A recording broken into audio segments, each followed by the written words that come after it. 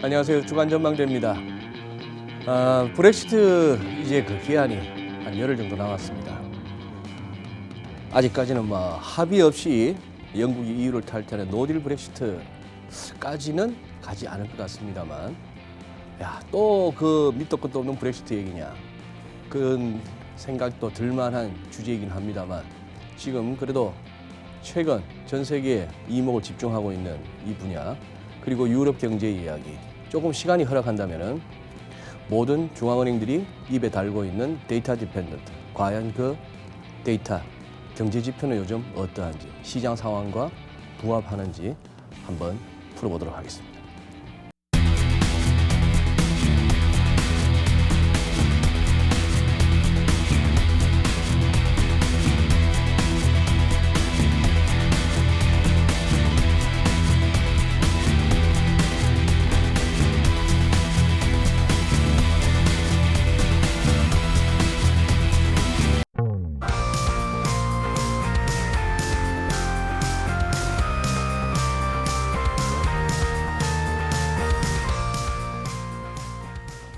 네, 이번 주 주간 전망대 함께 해주실 전문가 세 분 소개해드리겠습니다.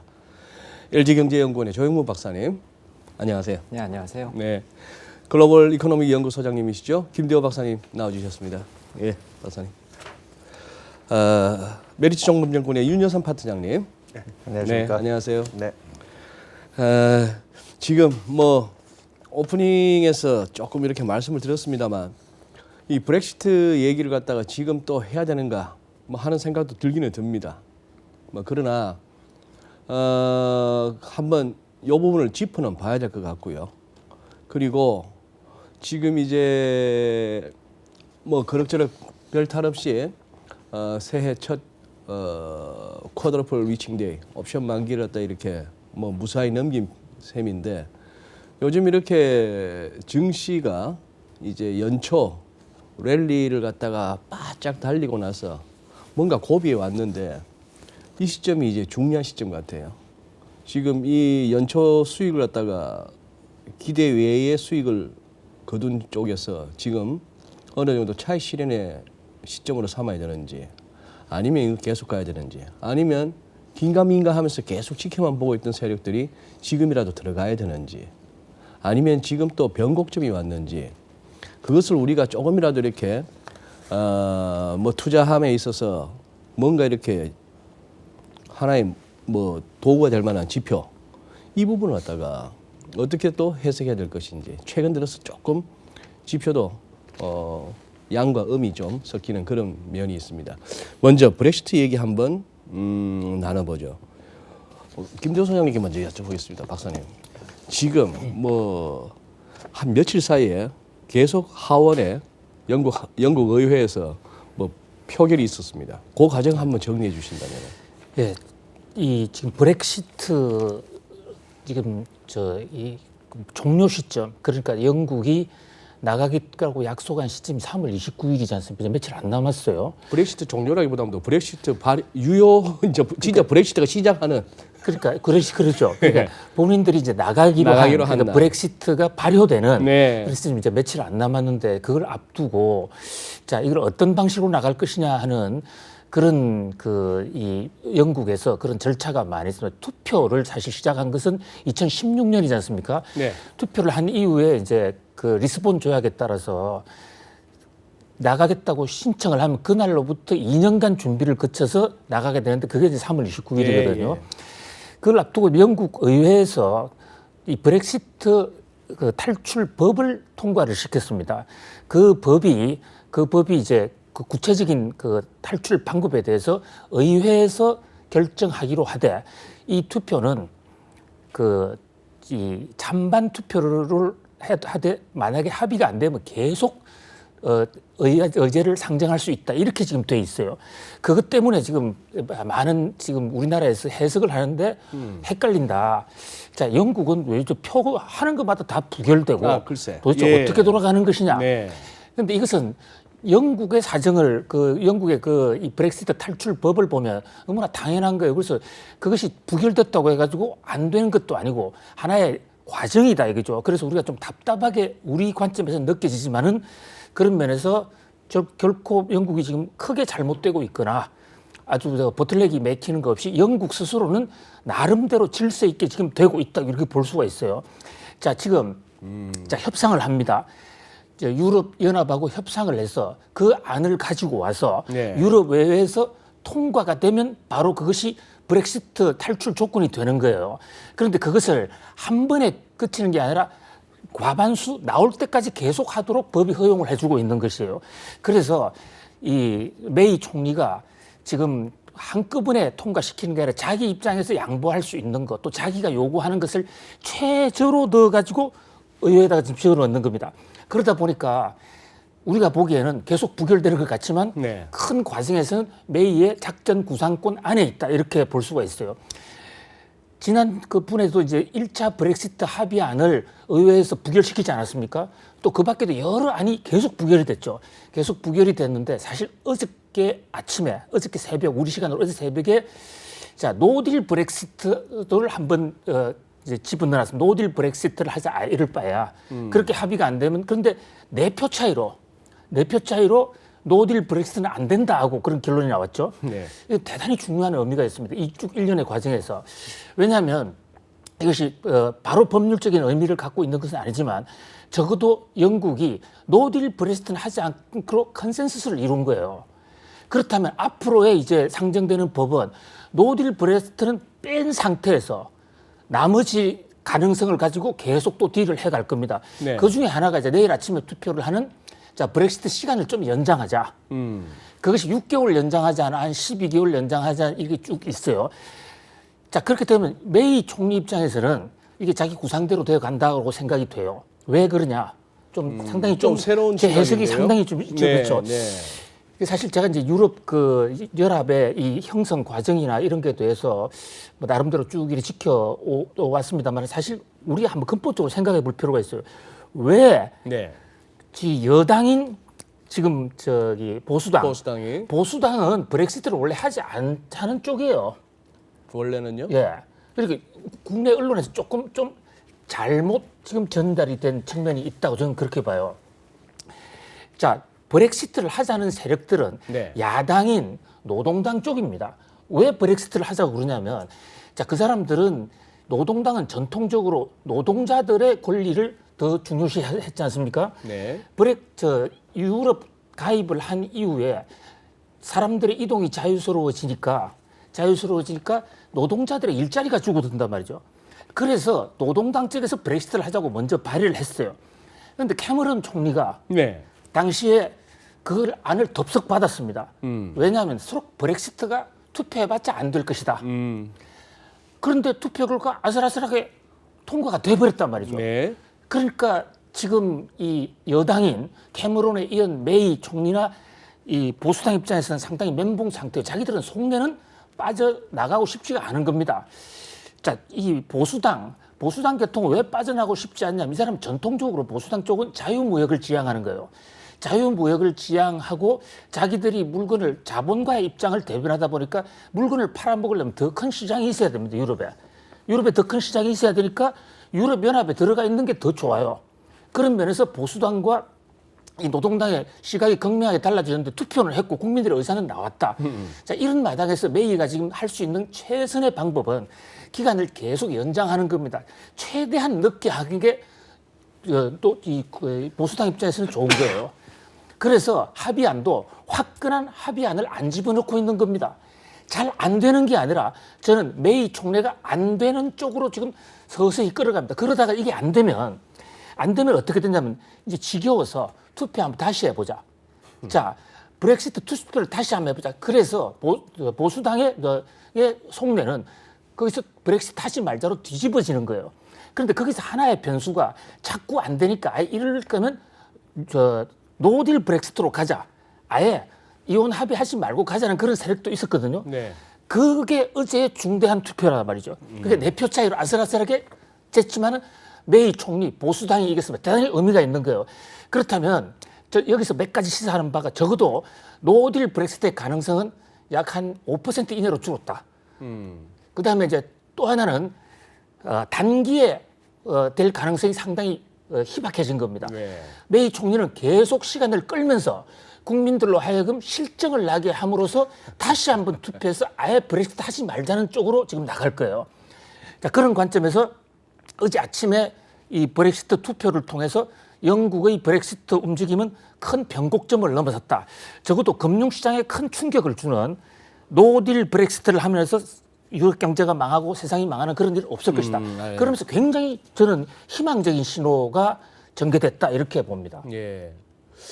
야, 지금 상당히 뭐 기존의 어떤 국내 언론에서 쭉 읽어왔던 것과는 좀 다른 시각을 말씀하셨는데 조 박사님, 지금 제가 김대호 박사님 말씀 중에 드는 의문 중에 하나가 보수당 내에도 예를 들어서 보리스 존슨 전 외무장관 같은 양반은 굉장한 강경론자, 브렉시트 해야 된다는 쪽으로 네. 그렇습니다. 예, 뭐 그렇게도 들리고 있고, 글쎄요, 표정 관리를 잘해서 그런지는 몰라도 그때 그 융커 EU 집행위원장하고 프랑스 날라가갖고 하루 전날 어렵게 만들어낸 2차 합의안, 그것마저도 뭐 140 몇 표 차로 부결됐을 때 메이 총리의 그 표정은 좀 난감한 표정이고 한데, 지금 우리 김 박사님은 지금 뭐 메이가 원하는 쪽으로 가고 있다, 이제 이렇게까지 하시는데 조금 어떻게 다른 시각이 있으신지, 아니면 김대호 박사님 지금 보시는 그거에 보충을 좀 더 할까요? 먼저 말씀해 예. 주세요. 한번 브렉시트 먼저 보충을 제가 그 질문에서 네. 좀 자, 지금 우리나라도 그렇지 않습니까? 민주당과 한국당에 있는데 그 당에 있는 사람이 모두 생각이 같은 건 아닙니다. 당 내 이념적 스펙트럼이 조금 달라요. 예. 그다음에 자기 지역구가 있어요. 영국 내에서 어떤 지역구는 강력한 브렉시트를 원하는 구가 있고 그러지 않은 구도 있기 때문에 그렇겠죠. 같은 이 보수당이라 하더라도 생각이 좀 많이 네. 다릅니다. 전체 보수당 의원 중에 약 70%가 하지 말자는 쪽이고 네. 약 30%는 강력하게 지금 하자는 그런 쪽에서 시각이 엇갈린다. 그런 이제 소장님 그 질문에 대해서는 네. 그러면서 달라질 수가 있다. 그다음에 또 메이 총리의 입장에서는요. 자기가 아주 낮은 단계의 브렉시트 합의안을 가져왔는데 그것이 통과됐다면 굉장히 기분이 좋겠죠. 그러나 일단 그것이 통과가 안 된 것에서 실망의 표현을 해야도 되겠지만은 표현을 하는 것이 작전상 필요도 했겠지만은 또 보는 입장에서는 이 정도면 했을 통과됐을 건데 그게 안 됐으니까 실제로 속에 또 실망도 있을 거고요. 그런데 그때 처음 그 브렉시트 안이 부결됐을 때도 총리에 대한 인준 지지, 재신임 부분은 또 부결됐었죠. 예. 이제 신임 쪽으로 가지 않았습니까? 예, 신임 쪽으로 갔죠. 그 대목은 다 이건 메이 총리 입장에서는 유리하게 갔다 이거죠. 물론 메이 총리 입장에서 첫 번째 합의안이 가결됐으면 더 좋았겠죠. 그러나 그것이 되었지만 자기는 재신임 받고 그리고 조금씩 이제 단계를 높이면서도, 그러니까 브렉시트를 하면서도 메이 총리 입장에서는 적어도 보수당 입장에서는 이 유럽과의 결별의 정도를 좀 낮게 하고 싶은 거예요. 여전히 좀 끈을 두면서 떨어지고 싶은 그것이 메이 총리의 입장이다. 이렇게 네, 네. 봅니다. 네, 잘 들었고요. 저는 사실은 조금 다르게 보고 있는데, 네. 어떻게 보면은 더 많은 분들이 익숙한 일종의 프레임일 수도 있고요. 네. 근데 제가 이해하고 있는 상황은 조금 다릅니다. 그러니까 우선 영국 의회의 구성을 좀 볼 필요가 있는데요. 어쨌든 간에 제가 이해하고 있기로는 여당인 보수당은 브렉시트를 원하는 쪽, 반면에 야당인 노동당은 브렉시트를 하지 말자는 쪽. 그런데 지금 번번이 메이 총리가 유럽연합과에서 가져오는 협상안들이 1차, 2차 계속 부결되고 있잖아요. 네. 왜 그런가를 사실은 살펴보면은 브렉시트를 하지 말자는 야당인 노동당 쪽에서는 어쨌든 브렉시트를 하는 거니까 반대. 그런데 여당인 보수당 안에서는 이런 식의 브렉시트는? 그러니까 이런 식이라고 얘기하는 것은 백스톱 같은 조항을 남겨놓고서 완벽한 이별이나 이혼이 아니고 이건 어중간한 이혼 같은 이별 같은 그러한 형태의 안을 메이 총리가 들고 오는 것은 우린 싫어라고 하는 이러한 보수당 안에 강경파가 있는 거죠. 그렇다 보니까는 여당인 보수당이 의회의 과반 이상을 가지고 있지만 보수당 안에 네. 이러한 강경파도 반대, 야당인 노동당도 반대. 네. 그렇다 보니까 나머지 표만 가지고서는 지금 유럽연합과 협상안을 만들어서 가져가도 번번이 부결되고 네, 있는 네. 상황인 거죠. 네. 저는 사실은 이번 브렉시트 과정을 보면서 전에 몰랐던 영국 의회의 의사결정 시스템이라던가 그런 메커니즘 같은 것에 대해서 잘 알게 되는 일종의 계기가 되고 있는데요. 네. 아, 영국의 의회 시스템이 이런 거고 영국의 의회의 의사는 이런 식으로 표출되는구나. 그러니까 가령 이런 겁니다. 그 예전에 있었던 그 세 가지 안건에 대해서 영국 의회가 내린 그 투표 결과. 첫 번째, 노딜 브렉시트 안 된다. 하지만 그렇다고 메이 총리가 가져온 첫 번째 협상안도 싫어. 네. 그렇지만은 만약 협상안을 한다라고 한다면은 다시 만들 때 백스톱 조항에 대해서 개선된 안을 가져와. 그러니까 이 세 가지를 조합을 해보면 노딜 상태로 나가는 것도 반대. 그렇다고 기존의 안도 반대. 하지만 앞으로 협상을 한다라고 한다면 이런 식으로 해. 한마디로 각각의 투표 결과만을 가지고 보면 어떤 의사를 가지고 있는 건지 모르겠지만은 여러 건의 그 투표 결과를 조합을 해보면은 아, 영국 의회의 다수의 의중은 이런 것이구나라고 하는 것을 유추하게끔 만드는 그러한 것을 보면은 사실은 지금도 여전히 메이 총리의 협상안이 부결되고 있는 것은 네. 여당 안의 강경파도 만족시키지 못하고 그렇다고 브렉시트를 반대한 쪽도 만족시키지 못하고 그런 면에서 보면은 사실은 유럽연합과 계속 협상을 하더라도 메이 총리는 앞으로도 어려움을 겪을 가능성이 높아 보이고요. 네. 하지만 제 뷰를 말씀을 드린다라고 한다면 저는 하드 브렉시트 가능성은 예전보다는 낮아지고 있는 것 같습니다. 왜냐하면 협상안이 의회 안에서 통과는 안 되고 있지만 잘 생각해 보시면 하드 브렉시트라고 하는 것은 그리고 노딜 브렉시트라고 하는 것은 협상안을 준비를 못하거나 또는 양쪽에서 통과가 안 된 상태로 어떤 듀데이트를 넘기는 거거든요. 네. 근데 지금 상황에서는 점점 그 듀데이트를 미룰 가능성이 높아지고 있다는 거죠. 그러니까 무엇 결정이 안 이루어지더라도 듀데이트가 늦춰지면 결국은 노딜 브렉시트는 일어나지 않는 거거든요. 네. 그렇게 보는 이유는 사실은 노딜 브렉시트나 하드 브렉시트가 발생하게 되면 영국에 대해서 수출을 많이 하고 있는 독일이나 프랑스 같은 유로존 국가들이 경제적인 타격을 입을 수밖에 없기 때문에 유럽연합에서는 어쨌든 간에 그걸 좀 미루고 싶어하는 수요가 네. 있는 것 같고요. 영국 안에서도 지금 이번 가장 최근에 있었던 영국 의회의 의중을 보면은 어쨌든 하드 브렉시트는 피했으면 하는 생각이 있는 것 같아요. 이러한 양쪽의 의사가 맞아 떨어지고 어떤 아주 드라마틱한 타협안을 만들어내지 못한다고 하더라도 만약에 양쪽에서 계속해서 듀데이트를 늦춘다고 한다면 그동안 저희가 걱정해왔던 하드 브렉시트는 일어나지 않는 거죠. 그런 면에서 본다라고 한다면은 상당히 지지부진한 상황이 이어지면서 브렉시트라고 하는 이러한 악재가 계속해서 영국, 유로존, 세계 경제를 짓누르고는 있겠지만 그래도 하드 브렉시트는 발생하지 않는 이러한 상황이 앞으로도 상당 기간 적어도 올해 상반기 전에 이어질 가능성이 높지 않나 하고 보고 있습니다. 윤파 차장님. 네. 그러면 이렇게 한번 여쭤볼게요. 뭐 김대호 박사님 말씀이나 우리 조영모 박사님 말씀을 듣다 보니까 제가 드는 생각은 이제 이 지긋지긋한 브렉시트 얘기는 막 안 해도 될 거 아닌가 싶은 생각도 들고. 안이 너무 복잡해요. 그러면. 예. 그리고 시장이 보면은 네.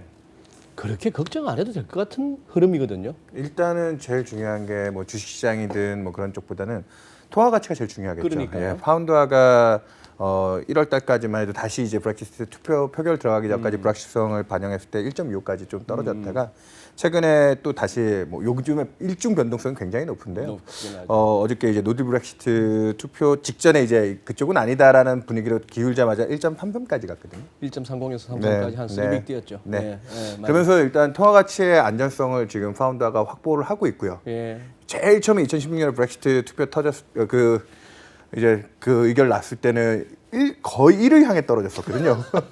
굉장히 영국 자체 1.5에서 1까지 떨어졌으니까 통화 가치에 막대한 손실분이 있었는데 금융시장 안정 측면에서는 지금 최근에 파운드화만 봐도 굉장히 안정적이고 영국 제가 2월달에 봤던 제일 재밌는 지표가 브렉시트 때문에 지금 많은 영국에 투자했던 기업들이 지금 이탈을 하고 있고 금융기관들도 이제 헤드쿼터들을 다 저기 뭐 프랑크푸르트나 파리나 이런 데로 다 옮기고 있는 이런 상황에서 부동산 가격도 약간 슬로해지는 모습이었는데 브렉시트에 대한 리스크도 상당 부분 그 영국 부동산 쪽 그동안 과하게 올랐다는 좀 평가가 있었잖아요. 네. 사실은 금융위기 이후에 전 세계에서 제일 또 핫하게 올라갔던 게 영국 부동산이었는데 좀 슬로해지는 듯했는데 2월달에 영국 부동산 가격이 또 생각보다 또 서프라이징으로 위쪽으로 올랐습니다. 2월에 이게 2월 데이터가 나오면서 네. 그 부동산 가격이 오른 거에서 이제 브렉시트에 대한 리스크들은 상당 부분 좀 이제 어느 정도 아직 그 3월달에 메인 투표들이 남았었음에도 불구하고 가닥이 잡아가는 쪽 아니냐. 2월달에 특히나 얘기 많이 나온 게 아까 두 분 다 얘기하셨지만 당장 어떤 식으로도 절대 끊어지긴 어렵고 이제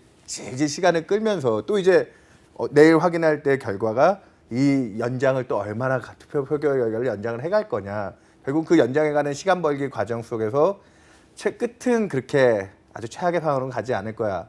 그리고 또 약간 낙관론을 갖는 분들은 애초에 이게 불가결하게 이 투표를 다시 돌리지 않는다는 전제에 캐머런 전 총리가 투표를 했었기 때문에 그거에 대해서 지금 상당히 부담을 갖고 있었는데 유럽 사법재판소에서도 그거를 다시 하는 거에 대해서 문제가 없다라는 얘기를 했잖아요. 다시 투표해서 뭐 나가기 싫으면 나가지 마라. 제2국민투표의 가능성도 네. 분명히 있고요. 예, 그것도 있고 그 방안들이 여러 개가 존재하고 있기 때문에 일단 금융시장 쪽에서는 브렉시트 표결이 있는 날 잠깐의 변동성을 빼고 나면 이제 조금은 그 사안의 복잡성 대비 시장의 영향가는 별로 없는 어쨌거나 것 같습니다. 북한 비핵화의 CBI도 이제 뭐 물 건너갔는데 네, 맞습니다. 브렉시트 CBI도 물 건너갔네요. 처음에는 뭐 짤없이 할 것 같고 2차 국민투표도 없고 뭐 하는데 야 그렇다면은 박사님 여기서 브렉시트는 마무리하겠습니다. 예, 그죠? 최초의 판단이 아주 훌륭했어요. 그러면은 지금 어디 조 박사님께 한번 여쭤볼게요. 지난주 좀 있긴 있었습니다만 22에 이번 3월 FMC, 3월 통화정책회의에서 예? 금리 인상도 연내 뭐 금년에는 금리 인상 안 해. 그리고 이제 경제 성장을 전망치 낮추고 그리고 3차 TLTR도 하겠고 뭐 이래 주섬주섬 막 내놨습니다. 네. 어떻게 보셨습니까? 22번의 회의. 사실은 유로존 경제에 대한 우려는 그 전부터 계속 제기되어져 왔던 것 네. 같고요. IMF 같은 쪽에서도 수정 경제 전망을 내놓으면서 유로존 경제 성장률 전망치를 상당히 낮췄었고, 그리고 그 전이지만 이미 뭐 얘기는 그만하자고 하셨지만은 브렉시트에 대한 우려라던가, 그리고 자동차 산업과 관련된 독일 경제라던가 그러한 우려 때문에 뭐 영국뿐만이 아니라 유로존의 경기 둔화에 대한 우려가 상당히 뭐 적지 않았던 것 같고요. 그리고 사실 그 이전을 지켜보더라도 PMI 같은 지수를 보면은 뭐 미국이나 다른 나라들보다도 먼저 그 상승세가 꺾이는 모양새가 나타나고 있었고 그런 걸 보면은 유로존 경제는 상당히 좀 우려할 만한 상황인 것으로 보이고요. 그러한 것을 ECB도 인정한 것으로 보이고요. 그렇다 보니까는 통화정책 결정회의의 그 내용은 어떻게 보면은 긴축 속도를 늦추는 것인데 보통 이러한 결정이 내려지면은 주식시장이나 금융시장이 이걸 반기고 자산 가격이 올라가기 마련인데 도리어 ECB가 보기에 정말 무엇을 걱정을 하나? 우리가 몰랐던 어떤 악재가 있는 게 아닌가? 이러한 우려가 확산이 되면서 도리어 금융시장에서 가격 지표들이 약세를 나타냈던 것을 보면은 최근에 흐름이 분명히 좀 좋지 않은 것은 분명해 보이고요. 하지만 그럼에도 불구하고 전반적으로 나왔던 그 내용들을 보면은 세 번째죠. 그 TLTRO 같은 내용은 뭐 당초 일부 금융시장에서 제기되었던 기대에 비해서는 그렇게 강도가 센 것 같지는 않고요. 그런 면에서 보면은 저 개인적으로는 그 이전에 통화정책 스탠스에 변화를 주고 있는 미 연준과 저는 비슷한 정도로 일단은 보고 있습니다. 그러니까 안 좋아지고 있는 실물 경제 지표를 외면하기 어렵고 금융시장의 불안도 외면하기 어렵고 그렇다 보니까는 기존의 통화 긴축 속도에 변화를 주고는 있지만 그렇다고 해서 너무 통화 완화로 가는 것에 대한 금융시장의 기대가 한 방향으로 쏠리는 것도 원치 않고 그렇다 보니까 어떻게 보면은 방향선언은 이루어졌지만은 아주 한 방향으로 지금 확 쏠리는 기대 형성을 또 막고 싶은 그러한 스탠스가 나타난 회의 결과가 아니었나 하고 생각이 듭니다. 지표나 경기 상황만 골디락스가 아니고 중앙은행들의 통화 정책도 골디락스네요. 확 풀겠다도 아니고 네, 확 쪼개겠다도 아니고 그렇습니다. 네. 참 일단 겁은 줬는데. 겁은 줬는데. 작년부터 패드는 이미 좀 많이 움직였고 22도 원래 계획으로는 가을쯤 여름이 지나고 난 후였으니까 한 3분기 정도를 유력하게 마켓에서 프라이싱해 왔는데 금리 인상 시점을 그 부분을 이제 좀 딜레이 시켰는데 저 개인적으로는 그러니까 유럽이 우리가 아까 얘기했던 ECB가 1.7에서 1.1로 낮췄고요. 그리고 유럽의 행정부 의회격이 올해 성장률 전망을요. 올해 성장률 전망을 그렇게 낮췄고, 그 다음에 유럽 의회이자 행정부 역할하는 유로피안 커미션이 네. 2월 중반에 1.8에서 1.3까지 1.9에서 1.3까지 0.6을 날렸습니다. 2%도 성장을 못하는데 0.6%포인트라는 그것을 날리다 보니까 최근에 경제에 대해서는 굉장히 나쁜 상황을 인정한 건데, 전 그걸 보자마자 그 전까지 이제 그 상황에서 독일 10년짜리 채권금리 분트 10년짜리가 정확하게 0.1%가 깨지고 내려가더라고요. 최근에 이제 거의 제로금리 수준에 붙었고 네. 조금만 더 빠지면 이제 마이너스 금리로 가거든요. 일본도 최근에 이제 다시 뭐 장기금리가 마이너스에 들어가 있는데, 이러면 그러면서 유로화도 덩달아 약세로 가버리고요. 굉장히 이제 또 예. 유로존 경제에 예. 대한 어려움들을 방향해서 가격 지표들이 조금 다운 푸시를 받았는데, 전 개인적으로 딱 그걸 보자마자 이제 유로존이 여기서 바닥을 칠 수도 있겠구나.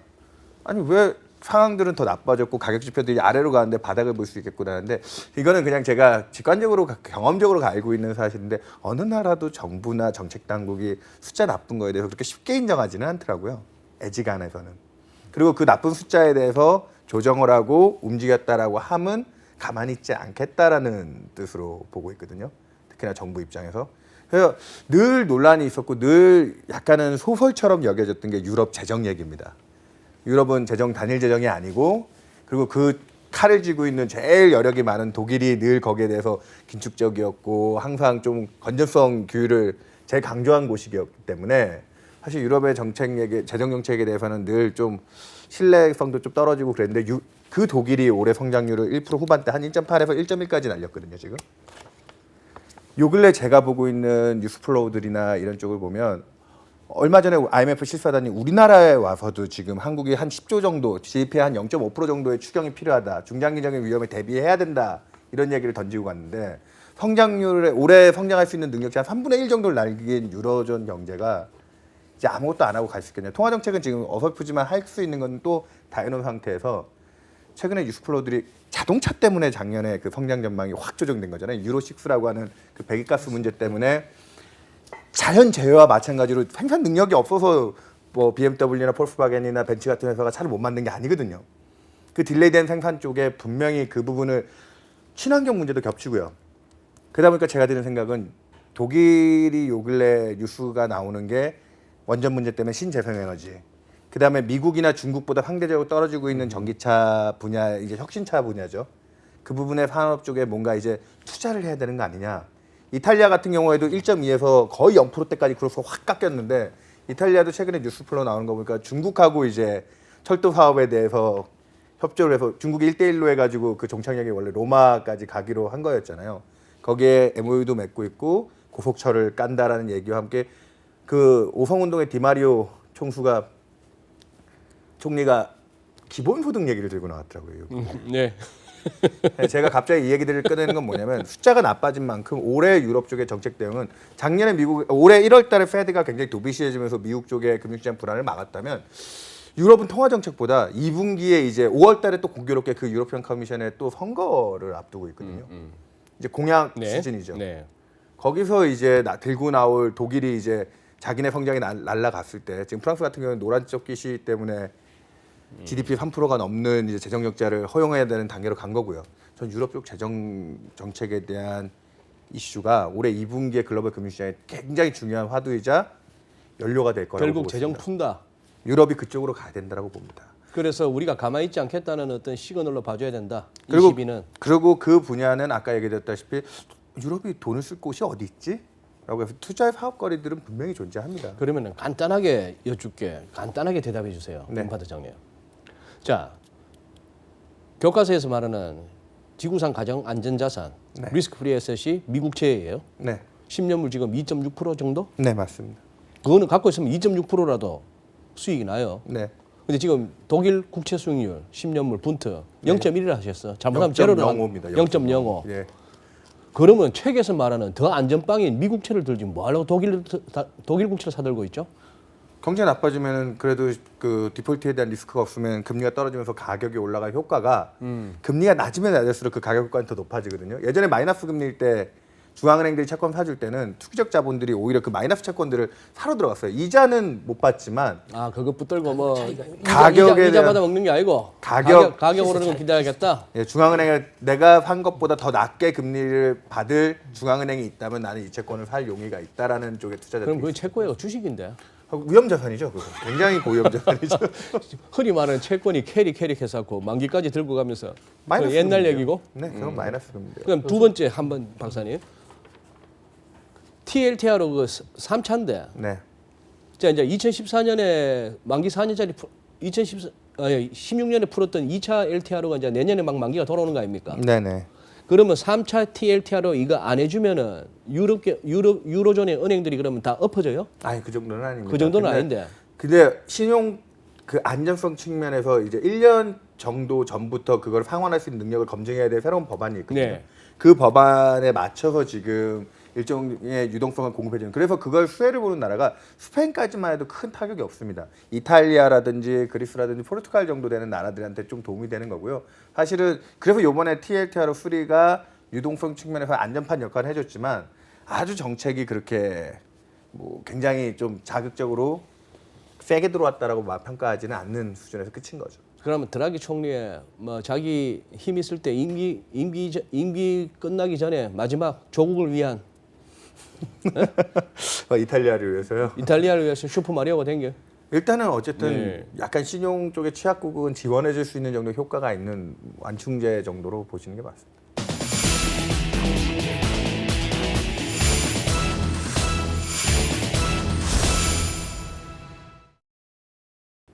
박사님 그러면은 22도 그렇고 요새 뭐 나 언론에서 안 다뤄져서 너무 좋아 싶어 보이는 그 구로다 뭐 BOJ도 그렇고 파월 쪽의 연준도 그렇고 이놈의 통화정책 정상화는 언제 가능한다고 보십니까? 통화정책이 정상화 안 된 것은 실물 경제가 안 돼 있으니까 거꾸로 얘기하면 실물 경제를 바로 살리기 위해서 좀 비상한 방법의 통화정책을 쓸 수밖에 없는 그런 상황 아니겠습니까? 지금 10년을 써왔지 않습니까? 10년이 아니라 과거에 우리 1910년이나 1920년대 상황을 보면 그 공황 상태가 20년씩 30년씩도 갔죠. 네. 그래서 10년 했다고 해서 문제가 반드시 해결된다는 건 아닌 걸로 보이는데요. 지금 말씀하신 바로 그 대목 굉장히 주목해야 될 것으로 보이는데 지금 자 2007년 8년에 글로벌 금융위기가 와서 네. 미국도 이제 이상한 통화 정책을 막 내놓지 않았습니까? 양적 완화도 하고 마이너스 금리도 하고 별의별 뭐 별의별. 예, TRO까지 하고 뭐 별의별 거를 교과서에 안 나와 있는 것까지도 새로 만들어가면서 많이 했습니다. 자 그래서 이 대목에서 미국 경제를 보면서 사람들이 많이 착각을 했어요. 자 통화를 좀 풀고 좀 비상적인 통화 정책을 쓰니까 세계 경제가 상당히 좋아졌구나. 그런데 사실은 경제가 그렇게 좋아졌다기보다도 위기 상황을 좀 벗어난 정도인데 네. 트럼프 대통령이 와가지고 어떻게 보면 좀 무식하게 이 법인 세율을 드래스틱하게 떨어뜨리고 외국에 있는 기업들을 들어오면 세금을 깎아주는 정책을 하지 않았습니까? 네. 그 대목이 유럽을 망하게 한 하나의 요인이에요. 유럽에서 미국으로 넘어가는. 자, 그러니까 미국 경제가 좋아지니까 세가 착각이 된 거예요. 자, 그럴 때 미국이 달러가 당연히 강세가 돼야 하지 않겠습니까? 네. 이론적으로 네. 보면. 네. 그런데 트럼프 대통령이 소위 말하는 미국의 국가 공권력을 활용해서 자기 나라 주가를 끌어올리기 위해서 달러 약세 기조로 가져갔단 말이에요. 당선된 이후에. 2017년에는 예, 시장의 전망을 2017년 반대로. 네. 그러다 보니까 거꾸로 자 미국은 금리를 올렸습니다. 금리를 올리는 나라가 통화가 가치가 안 올라가니까 상대적으로 유럽 통화가 희생을 당한 거예요. 유럽이 그 당시에 강세가 됐다고요. 네. 2017년도 이럴 때. 네. 네. 그러니까 유럽은 경제도 안 좋아졌는데 통화 가치가 강세가 되니까 수출 잘 안 되죠. 거기다가 무역 전쟁이 생기니까 힘이 센 여력이 있는 미국은 견딜만 합니다. 그런데 사실은 어디가 유럽 같은 경우는 한계 상황에 있는데 유럽에 지금 스페인, 그 이탈리아 이런 픽스 국가들이 망하게 된 가장 큰 이유가 그 나라의 중국 의존도가 제일 커요. 중국 의존도. 예. 네. 그러니까 망할 수밖에 없는 겁니다. 네. 그다음에 이제 독일 같은 데는 지금 윤 박사님 지적하신 대로 독일의 자동차 산업의 비중이라는 게 어마어마하지 않습니까? 네. 그런데 그 배기가스 사기를 쳐서 공신력 떨어졌죠. 회사 수지 떨어졌죠. 거기다가 전기차 이런 쪽은 이제 빠르게 가는데 지금 독일은 굉장히 늦었습니다. 네. 멘붕 상태가 온 겁니다. 거기다가 스페인, 이탈리아 이런 쪽이 휘청휘청 하니까 독일이 대줘야 될 상황이 많은 거예요. 자, 마리오 드라기 이 ECB 총재의 언행이나 그 사람의 정책 행태를 보면 2018년 초까지만 하더라도 양적 완화를 이제 끝낸다. 유럽이 플러스 성장으로 간다. 아주 유럽 경제가 회복됐다 하고 대단히 큰 자랑을 했습니다. 그래서 유명한 사람이지 않습니까? 전 미국 수도 몇 번 그 사람 컨퍼런스에 가봤는데 굉장히 자신만만한 사람이에요. 그런데 이 양반이 느닷없이 정책을 바꿨어요. 자, 정책 방향이 바꾼 구체적인 신호가 언제 왔냐면 2월 10일. 그 아예 2월 10일이라고 봐요. 2016년 2월 10일. 2019년 2월 10일. 2019년 2월 10일 날 금년 올 2월 10일 날 무슨 얘기가 있었냐면요. 누구죠? IMF 총재 라가르드가 그날 자, 세계 경제가 훅 불면 날아갈 수 있다라는 그런 충격의 발언을 한 게 2월 10일이에요. 예. 저는 집에다가 2월 10일을 적어놓고 삽니다. 야, 이날이 경제 흐름의 변동사다. 자, 제가 아까 말씀드린 그런 유럽이 안 될 수 있는 몇 가지 요인들 이게 폭발하면서 IMF에서 놀란 거예요. 지난해 한 10월 달부터요. 이거 큰일 나겠다. 그래서 이제 미국도 그때 제롬 파월이 이거 자기들이 너무 금리를 올렸다. 그래서 지금 현재 페드와치 전망에 나오는 거 보면 미국 금리 3월 달 인상 가능성이 0.00%예요. 네. 제가 그 페드와치를 보면서 이렇게 0.00%로 나오는 건 참 기이한 현상이에요. 오히려 지금 금리 인하 가능성이 좀 더 높아요. 네. 그런 식으로 지금 국면이 바뀌어가고 있는데 그중에서 가장 큰 희생양이 유럽이 된 거예요. 그러니까 지난번 22 총회를 회의를 정책회의를 마치면서 드라기가 갑자기 TLTRO를 하기로 하고 성장률 목표를 1.6에서 1.0 정도로 낮춘다는 것은 그건 굉장히 많이 낮춘 거예요. 60%를 낮추는 거예요. 이것은 이코노미스트로 할 수 없는 그런 식으로 유럽 상황이 급변하고 있다.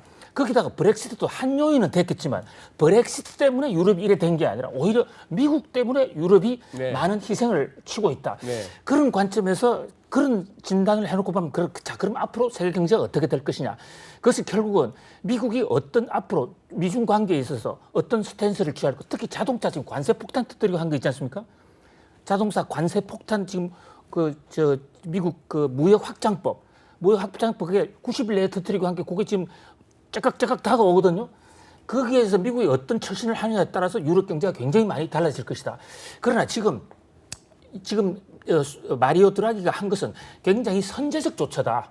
선제적 조처고 양적 완화하고 달리 TLTRO는 그렇게 금융시장의 충격이 그렇게 없습니다. 네네. 그런 면에서 선제적으로 유럽의 더 깊어지는 위기를 슈퍼 마리오가 정말 마리오 드라기가 잘 막았다. 저는 이렇게 봅니다. 마리오 드라기가 잘했다. 잘했다고 봐야죠. 네. 지금 알겠습니다. 그러면은 우리 김대호 박사님 말씀하실 때 듣고 있어도 막 숨이 너무 가빠가지고 많이 저 동서양을 왔다 갔다. 동서양을 왔다 갔다 하시는 데다가 지금 이 소프트웨어에서 막 돌아가는 그 컨텐츠를 갖다가 한꺼번에 쏟아내시기에는 이 하드웨어가 못 따라주시는 제가 거죠. 능력이 부족한데 저는 강의를 보통 150분씩 하거든요, 학교에서. 그러니까 150분을 얘기를 해야 제가 전하고 싶은 메시지를 메시지가 드릴 수가 있어요. 네, 이 모임이 너무 짧은 것 같아요. 예. 감안해서 듣겠습니다. 그러면은 유럽을 갖다가 지금 유럽에 국한하지 말고 최근에 중국이나 미국이나 요즘 지난번에 말씀하셨잖아. 중국 일단 OECD 경기 선행지표에서 중국이 먼저 작년 말부터 이렇게 더 냈습니다. 돌았다면서요? 네. 자, 요즘 나오는 지표를 갖다가 한번 윤 파트장님 먼저 한번 이렇게 지적해 주실 만한 거 해주시고 조 박사님한테도 지표에 대한 어떤 판단 좀 듣겠습니다. 네, 제가 앞서 말이 좀 길긴 했지만 짧게 얘기 드리면 작년 하반기 제일 걱정했던 경제가 사실 중국이었거든요. 걱정했던 게 예, 올해 이 막대한 부채 대비슈를 가지고 가는 중국이 구조조정까지 하면서 그로서의 희생을 안 할 수가 있느냐. 그것 때문에 이제 또 거기에 미중 무역 분쟁이라는 또 큰 하나의 불확실성까지 가해져서 중국에 대한 걱정이 가장 컸는데. 네. 올 초 들어와서 그 무역 협상에 대한 실마리만 풀리자마자 중국이 양해에서도 성장률 전망을 역대 가장 낮은 수준인 6에서 6.5까지 사이로 렌지를 다운시켰음에도 불구하고 상해 종합 지수는 바닥에서 25%가 올랐습니다. 제일 중요한 건 그 선행지수가 턴을 했을 때 이게 진바닥이냐는 의심을 했을 때 제가 경제가 나쁜 지역에서 제일 먼저 유심하게 살피는 지표 중에 하나가 재고 데이터들이거든요. 일단은 그 늘어난 생산 능력이 물건이 쌓여가는데 그걸 소진하지 못하면 둔화를 거쳐 침체해서 디플레이션으로 빠지게 되잖아요. 네네. 근데 중국의 재고 데이터들을 작년 하반기에 살펴봤더니 뭐 증가율은 여전히 플러스긴 하지만 증가 속도는 한 자릿대 후반에서 한 자릿대 초반대로 조금씩 떨어져 오고 있더라고요. 재고 증가율이. 예. 네. 그게 PMI 내에서 재고 지표랑은 또 좀 다르더라고요. PMI 내에서 재고 지표는 늘고 있는 과정이긴 한데 그 중요한 건 뭐냐면 중국도 어느 정도 재고 조정을 통한 2017년부터 선행지수가 피크아웃하고 나서 지금 20개월 이상 다운 사이클로 들어왔거든요. 올해 리세션 정도의 경제 어려운 국면이 아니라고 하면 순환적으로는 한번 재고 조정은 끝나고 바닥을 치는 상황 아니냐. 중국이 작년에 5년간 성장률에서 가장 크게 비중을 차지했던 인프라 투자를 마이너스까지 떨어뜨렸습니다. 그래서 어느 정도 정책적인 여력을 갖고 왔고 그러다 보니까 미국하고의 갈등만 좀 해소만 된다고 해도 벌써 중국 경제는 다이어트가 이미 끝났는데 그러기에 뭐 MSCI 이머징 지수의 편입이라고 하는 수급적인 호재까지 더해지면서 최근 중국 지수가 굉장히 탄력적으로 올랐거든요. 그 중국이 좀 된다라는 시그널이 나오자마자 한국도 덩달아 그 글로벌 그 주식 인덱스 중국 편입 때문에 우리나라는 사실 피해를 보는 나라인데도 코스피가 1, 2월 달에 외국인 매수로 2,200까지 반등을 했거든요. 그 외에 이머징 아시아의 많은 국가들이 지금 주가들이 같이 올라가고 있습니다. 먼저 경제가 나빴던 권역 쪽에서 이미 좀 바닥을 치고 글로벌리하게 지금 유럽 같은 데서는 크게 성장률 하향 조정이 되면서 경제 방향성 올해 전체적으로 아래쪽 아니야? 예, 저도 그 부분은 분명히 인정합니다. 하지만 중요한 건 생각보다는 나쁘지 않은 쪽으로 갈 수 있지 않느냐. 그리고 재고 조정이 끝난 경제 쪽에서 먼저 기회가 먼저 나빴던 쪽에서 먼저 기회가 온다는 컨셉으로 최근에 이제 중국 증시라든지 이머징 증시들이 올라가는 분위기를 보면 일단은 저는 정책 조합들이 지금 미국은 통화 정책이 더비시해지고 유럽 쪽에서 재정 정책 조합이 나와준다면 올해 생각보다는 경기에 대해서는 여전히 좀 우려스럽긴 하지만 가격 지표들은 기대보다 작년에 그렇게 좋은 경기 생각하면서 갔던 거에 비해서 고생했는데요. 위험자산들이 특히나 주가가 올해는 저는 생각보다 좋을 것 같습니다. 조 박사님 그러면은 연준이 노래를 부르다시피 하는 지표 의존적 통화 정책, 데이터 디펜던트. 요즘 그 미국의 지표가 경기 지표가 그러면은 김 박사님 지적하셨듯이 지금 시장에서 프라이싱하고 있는 연준이 올해 금리 인상은 물 건너갔고 금리 인하도 할 수 있을 거야까지를 갖다가 지금 시장에 반영하고 있거든요. 그럼 지금 데이터가 미국의 지표가 연준이 금리를 갖다가 다시 낮추는 쪽으로까지 지금 나오고 있나요? 그만큼 지표가 안 좋습니까? 그렇진 않잖아요. 데이터 디펜던트한 통화 정책을 중앙은행이 편다라고 하는 이야기는 사실 꽤 오래 전부터 네. 그 용어가 쓰인 것 같은데요. 저 개인적으로는 처음에 그 용어를 접했을 때 들었던 생각이 지금도 크게 바뀌지는 않았는데 네. 사실 그거죠. 어떤 장기적인 시계를 가지고 추세적으로 통화 정책을 펴는 게 아니라 그때그때 발표되는 단기적인 지표들을 보면서 확인해가면서 통화 정책을 펴겠다. 근데 그 이야기는 사실 좀 뒤집어 보면은 잘 모르겠다. 확신이 안 선다. 그만큼 경기 상황이 불확실해 보인다라고 하는 것을 저는 보여주는 일종의 표현이라고 생각을 하거든요. 사실은 말씀하신 것처럼 요즘 들어서 그런 용어가 쓰인다라고 하는 것은 지난해 뭐 10월, 11월 그때부터 제기됐던 올해 미국 경기 급락에 대한 우려, 그리고 사실은 시기적으로는 조금 늦긴 하지만 최근 들어서 앞서 말씀드린 것처럼 유로존에 대한 성장률 전망이 하향 조정되면서, 그리고 뭐 앞서 저희가 이야기를 했지만은 사실은 뭐 영국 정부도 그렇고 영란은행도 그렇고 올해 영국 경제 성장률이 1.2% 전후로, 유로존 경제 성장률은 그것보다도 낮은 1.1% 전후로 하향 조정하고 있는 것을 보면은 분명한 것은 뭐 미국이든 유로존이든 지금 좋지 않은 건 분명해 보이고요. 그것이 사실은 미 연준이 먼저, 그리고 최근 들어서 어떻게 보면 뒤따르는 것처럼 ECB가 통화 정책의 방향을 선회하는 것처럼 보이게 하는 그러한 통화 정책의 변화를 가져온 가장 중요한 요인인 거죠. 근데 저희가 여기서 생각해 볼 것은, 그래 경기가 안 좋아서 중앙은행들, 주요국 중앙은행들이 통화 정책 변화를 가져왔다. 그러면은 긴축의 속도를 완화하고 돈을 조금 더 풀거나 내지는 돈을 거두어들이는 속도를 줄인다고 한다면 과연 경기가 떨어지는 속도를 정말 막거나 다시 반등하도록 할 수 있을 것인가? 저는 사실은 앞서 윤 파트장님께서 말씀하신 것처럼 통화 정책의 유효성이 과거보다도 확실히 떨어졌기 때문에 그것만으로는 분명 쉽지 않은 싸움이 될 것으로 보고 있고요. 그리고 또 한 가지는 저는 사실은 개인적으로는 미 연준의 금리 인상 사이클이 판단하기에는 조금 이르지 않나 싶습니다.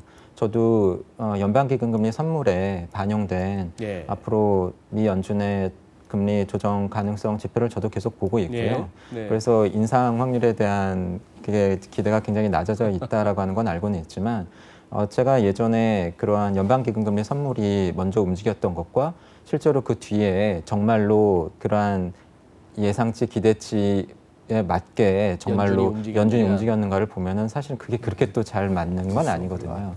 그런 면에서 보면은 제 뷰는 분명히 미 연준이 올해 상반기에는 조심하고 그리고 인상에 신중을 기하고 상반기까지는 금리 동결을 할 가능성이 있지만 데이터 디펜던트한 통화 정책이라고 하는 용어가 시사하는 것처럼 미국의 경제 지표가 그다지 나쁘지 않다라던가 급락하지 않는다라든가 좋아지는 흐름을 보인다라고 한다면 하반기 내지는 올해 말에 가서는 한 번 정도의 금리 인상을 시도할 가능성은 저는 아직은 남아 있다고 봅니다.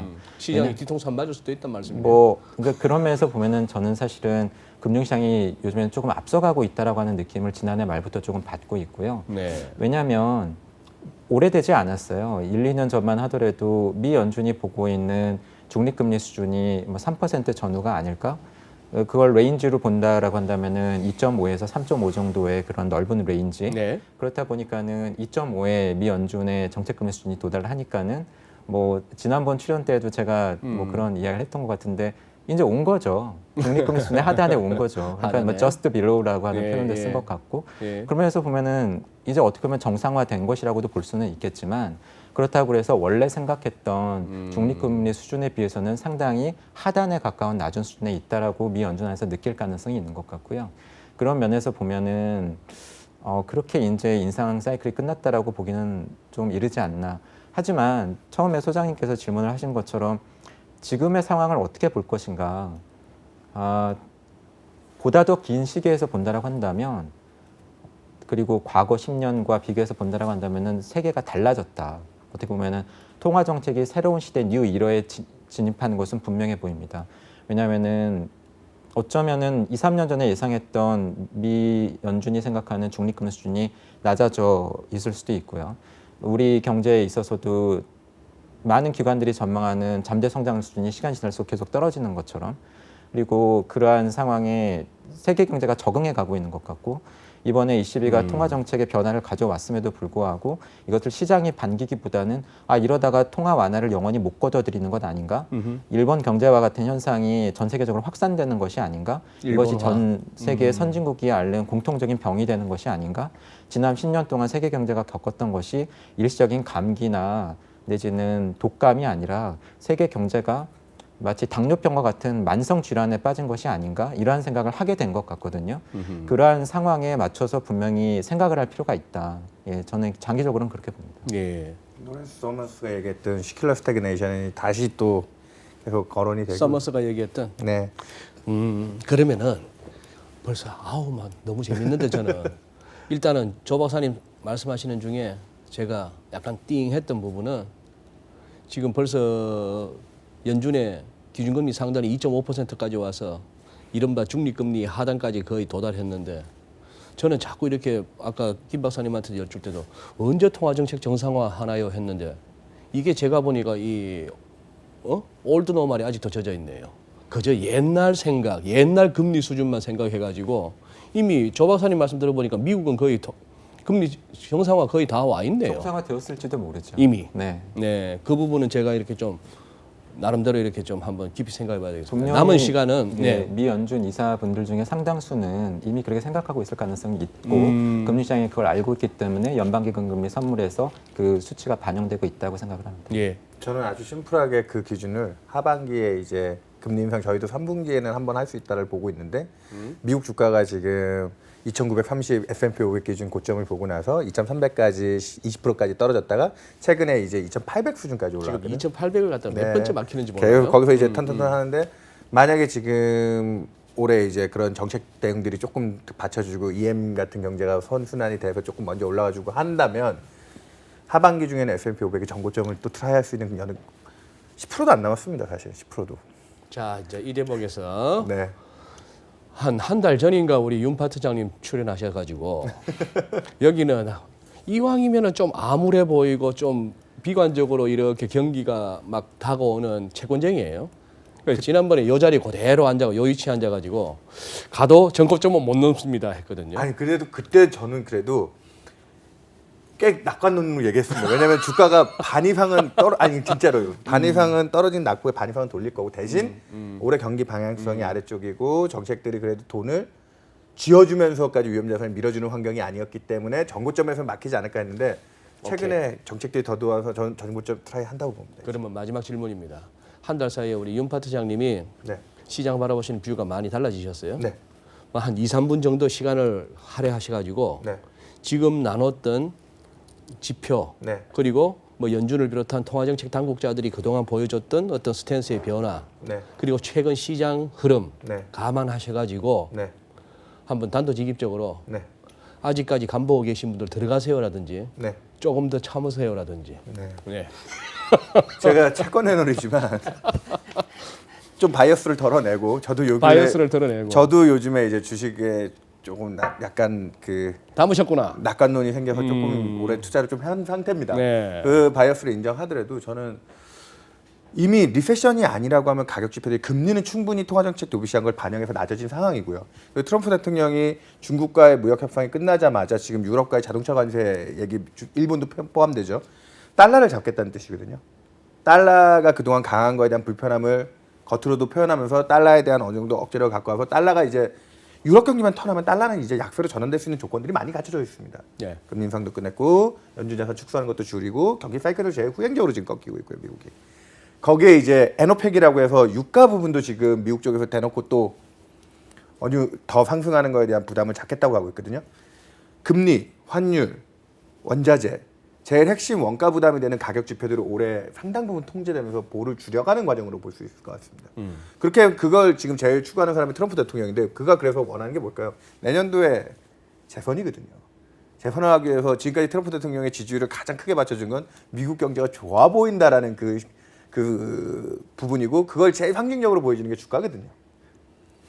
저는 그래서 지금도 주저하시는 분들은 최근에 이 조정 국면 유럽 쪽에 이 나빠 보인다라는 현황적으로 느껴지는 그 하향 조정 국면 때문에 약간 지표 가격들이 이렇게 주춤하고 있지만 이미 많은 연구기관들의 그 익스펙테이션 지표들 있죠. 커런트를 나타내는 현행 지표들, 동행 지표들은 가파르게 떨어지고 있는데 익스펙테이션 지표들은 미리 다 기준선 아래로 내려가서 지금 바닥을 다지는 지표들이 상당히 많거든요. 전망을 업으로 하고 사는 저희 같은 시장쟁이들은 익스펙테이션 지표가 중요하다고 봅니다. 네. 저는 지금도 들어가도 올해 먹을 놈이 남아있다고 봅니다. 특히 위험자산 쪽에서. 완벽한 논리에 그리고 또 오랜 세월 시장을 봤던 그 경험에 촉까지 동원된 코멘트입니다만 한 가지 자기 돈이 실려 있는 분의 뷰입니다. 아마 우리 김대호 박사님은 돈 안 태우신 것 같은데 지금 시장에 한번 태우고 싶어도 돈이 없었어요. 그러면 조금 더 맑은 뷰를 네. 지금 그 시장이 굉장히 급변할 가능성이 있다 이런 생각이 들어요. 급변할 가능성. 예, 그러니까 이 플럭추에이션이 굉장히 심할 것이다. 예측하지 못한 상황들이 좀 더 많이 생길 것이다. 1월 달 지금 미국의 신규 고용 지표가 2만 개 늘어난 거로 나왔어요. 네. 오늘 어저께 우리나라 대한민국의 신규 고용이 26만 3천이 늘었습니다. 네. 그러니까 미국은 그 10분의 1밖에 안 늘은 이런 충격적인 결과가 지금 나온 거예요. 제가 그 글로벌 금융위기 상황에서도 쭉 도표를 비교해 보면 2만 개 늘었다는 건 굉장히 충격적인 숫자거든요. 미국도 지금 왜 이랬을까 이해가 잘 안 되는 거예요. 그러면서 동시에 또 실업률은 3.7%로 사상 최저로 떨어져 있어요. 신규 고용이 감소했는데 이 실업률은 떨어지는 게 좀 불가사의한 지표들이 많이 나와요. 왜 이런 현상이 생기느냐?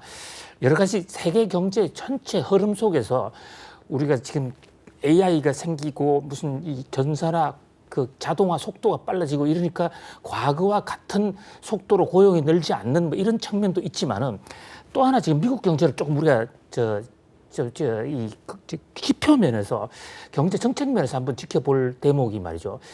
지금 미국이 그 법인세 인하한 효과 그것이 이제 처음에 인하할 때 효과하고 2, 3년 되면 인하가 좀 수렴이 돼버려요. 조금 줄어든단 말입니다. 거기다가 법인세 인하보다는 사실 외국에 나가 있던 기업을 들어오면 거기에 대해서 세제 혜택 주는 폭이 엄청나게 컸습니다. 네. 그것은 지난해로 끝났습니다. 2018년으로 끝났단 말이죠. 그러면 이제 어닝 시즌이 돌아오면 이제 2019년 1분기, 2분기 실적이 발표되기 시작할 텐데 거기에서 상당히 예상하지 못한 IT라든지 이런 때가 예상보다 크게 떨어진다든지 크게 오른다든지 기존의 그 패러다임으로서는 해석할 수 없는 그런 변수들이 많이 생길 것이다. 그래서 저는 사실 주가가 이래 많이 변하고 경제 지표가 변하면 아까 저 지표 인디펜던트 통화 정책을 써야 되는 거 마찬가지로 중앙은행조차도 중앙은행이 무식해서 그런 게 아니라 상황이 이렇게 크게 변하다 보니까 지표가 생각보다 달라지니까 중립금리도 달라질 수 있는 것이고 계속 자기들도 순간순간 정책이 바뀌는 거거든요. 그런 것들도 다 변동성을 높이는 건데 변동성이 높다는 얘기는 어떻게 보면 주식 투자를 해서 돈을 벌 가능성이 더 많은 거예요. 단 하나의 조건은 이진우 소장님이 진행하는 이 방송을 계속 듣는다는 전제하에서요. 이 변동성이 심할 때는 어떤 세계 경제 흐름을 끊임없이 쭉 추적을 못하면 어느 정도 흐름이 휴가 가서 한 달씩 쉬어버린다든지 이러면 크게 손실을 볼 수도 있다. 그래서 당분간 한 6개월 정도는 세계 경제 변화상 지금 미중 무역 협상도 이게 끝난 상황이 아니에요. 그 안에 어떤 내용이 들어가 있느냐. 트럼프 대통령도 계속 사인을 하느니 마느니 계속 그러지 않습니까? 굉장히 변동성이. 그러면 박사님 말씀하신 변동성이 커질 수도 있다 하는 말씀은 꼭 뭐 우리가 흔히 말하는 뉴욕 증시의 빅스 지수가 올라갔어요. 이거는 뭐 주가 빠질 때 하는 얘기인데 꼭 하방 리스크만 말씀하시는 게 아니고 그렇습니다. 한번 위로도 갈 수 있는 그렇습니다. 그런 차원에서의 변동성. 그렇습니다. 네. 차라리 이러다 갇혀들 것 같습니다보다는 훨씬 희망적입니다. 이 갇혀들면 이거 시장 플레이어도 할 일이 없고 우리 같은 사람도 할 일이 없어집니다. 예. 박사님, 조 박사님. 윤 파트장님이 전망하셨던 걸 기억하셨다가 이렇게 오늘 물어보시는 걸 보니까 전망이 상당히 조심스러워지는데요.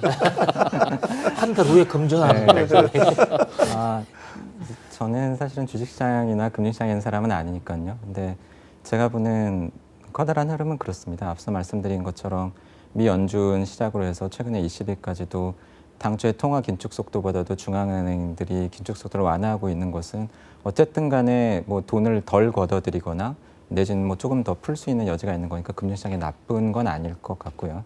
하지만 그 배경이 되었던 실물 경제 둔화와 관련을 해서는 먼저 안 좋아지는 것에 대한 우려가 컸던 미국 쪽에서는 도리어 가장 최근에는 뭐 소비라던가 뭐 내구재 주문이라던가 투자와 관련된 지표들이 나쁘지 않기 때문에 그런 걸 보고 있다 보니까 제가 아까 말씀드린 것처럼 미국의 통화 긴축이 이제 끝났다, 금리 인상이 끝났다라고 아직은 저는 보고 있지는 않다라고 말씀을 드렸던 거고요.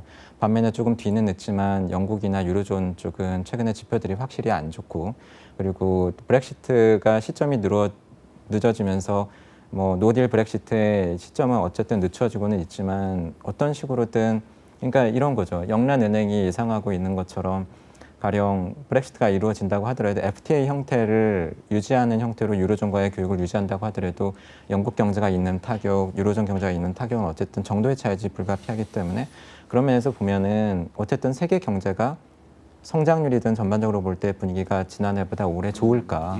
그리고 그러한 것들이 미중 무역 갈등이라든가 여타 요인들과 맞물렸을 때 과연 올해 기업 수익성들을 우리가 안심할 수 있을까 하는 면에서 보면은 사실은 성장률이나 거시경제나 기업들의 수익 측면에서는 분명히 걱정스러운 부분이 있는 것 같고요. 그래서 이러한 통화정책 측면에서의 완화정책 기조로의 변화와 이러한 실물 경제 흐름 내지는 기업 이익이 상당히 어려움을 겪을 수 있다라고 하는 두 부분이 앞으로 상당히 맞물리면서 충돌할 가능성이 있다. 예, 그렇게 보고 있습니다. 예.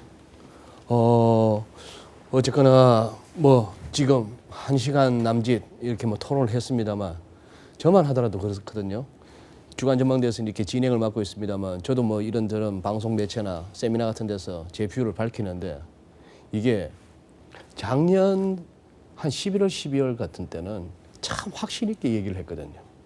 뭔가 이 어떤 기술적인 신호도 분명하고 돌아가는 어떤 판이 이거 아직은 아닌데 아직은 더 밀리겠는데 하는 게 이렇게 확신이 오는데 지금은 참 애매해요. 작년에 저도 그때 되게 나쁘다고 그랬어요. 그러니까 그때는 싫어요. 참 애매한 거에 비해서 오늘 윤 파트장님은 상당히 자신감 있게 이제 자신의 롱뷰를 갖다가 밝히신 거고 그러니까요. 주식 기준으로 네. 네, 그런 상황인데 예, 또 우리 이제 조영무 박사님의 마지막 멘트는 뭔가 충돌한다는 얘기는 그것도 우리 시청자 여러분께서 이해하셨을 것 같고 그리고 김대호 소장님의 그 말씀은 차라리 고무적입니다. 어쨌거나 시장은 너무 갇혀들고 변동성이 없는 것보다는 변동성이 있어야 그것이 또 기회가 되고 뭐라도 할 수가 있는 거고 네, 진짜 갇혀들지 않고 뭔가 열리는 그런 상황이 왔으면 좋겠습니다. 이왕이면 좋게. 그런데 많은 분들이 나뉘세요. 이렇게 접해보면은 다운 거 아니야 하시는 분하고 이제 시작이야 하시는 분들 중국만 갖고도 그렇죠. 이제 뭐 시작 단계야 몸 푸는 단계 하는 분이 있고 이미 다운 거 아니야 하시는 분도 중국 있고 빨리 팔아야 된다고 하시는 분들 네, 많아요. 그런 것 같습니다. 예, 계속해서 또 매주 뭐 이런저런 이슈와 또 다른 분들 모셔가면서 한번 시장을 추적해 나가도록 하겠습니다. 오늘은 여기서 마무리하겠습니다. 세 분 감사합니다. 네.